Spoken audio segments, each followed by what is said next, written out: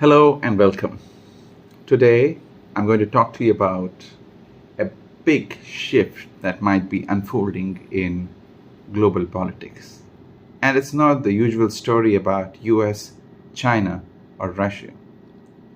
This perspective comes from Robert A. Pape, a political science professor at the University of Chicago. Writing in the New York Times, his argument is pretty striking.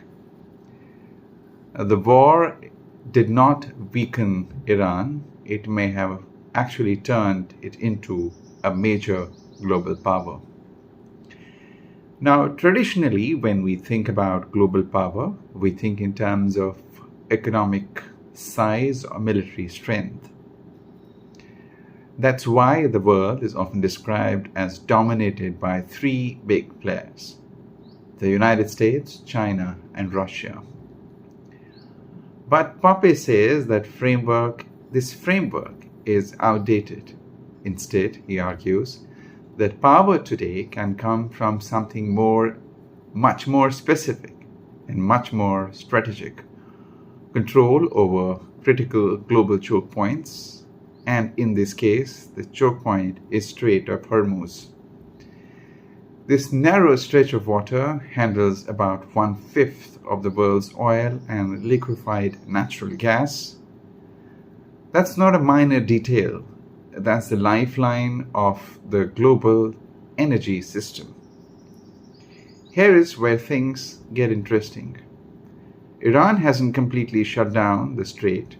Ships can still technically pass through, but traffic dropped dramatically by over 90% since the war began. Why?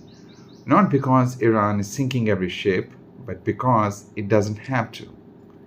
A credible threat is enough. If tankers might be attacked, even occasionally, insurance companies step in.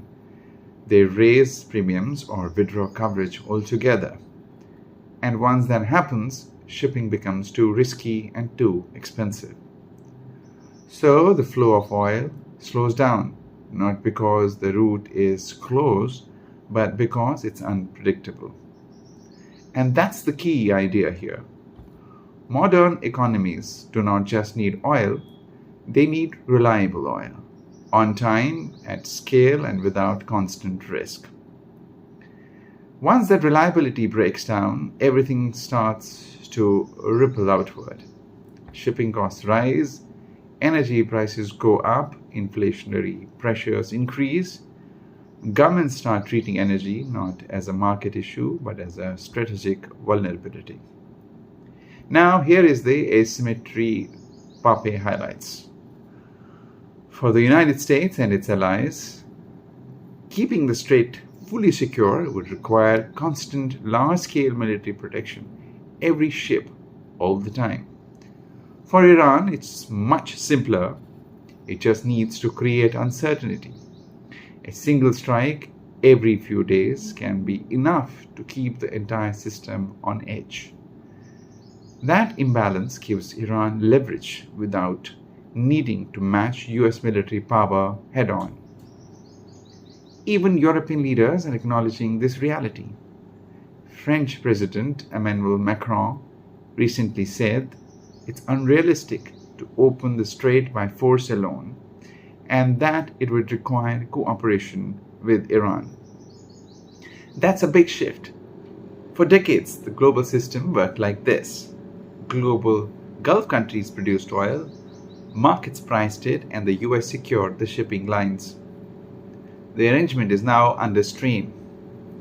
If this uncertainty continues, countries that depend on Gulf energy like India, Japan, South Korea, and even China will have to adapt. And adaptation might mean accommodating Iran because Iran is the actor that can directly influence whether their energy supplies are stable. And that's where the global implications really kick in. Higher energy costs could weaken currencies, worsen trade balances, and drive inflation worldwide. Governments may start making foreign policy decisions based less on alliances and more on energy security. In other words, energy dependence could start reshaping diplomacy. Pape even sketches out a more extreme possibility, a world where Iran, Russia, and China, without necessarily forming a formal alliance, benefit from the same conditions. Iran controls a key energy choke point.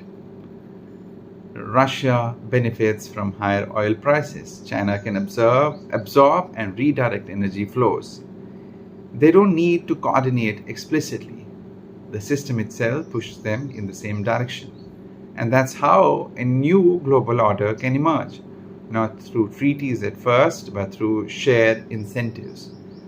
So, what are the options for the United States and Pape? According to Pape, there are really two. One, commit to a long, difficult effort to reassert control over the Strait of Hormuz, or two, accept a new reality where the US no longer guarantees global energy flows and where Iran becomes a central player in that system. Neither option is easy, and neither leads to the old status quo. That's the core takeaway here. This isn't just a conflict, it may be a transformational movement, one that reshapes how the world order we know. Thank you.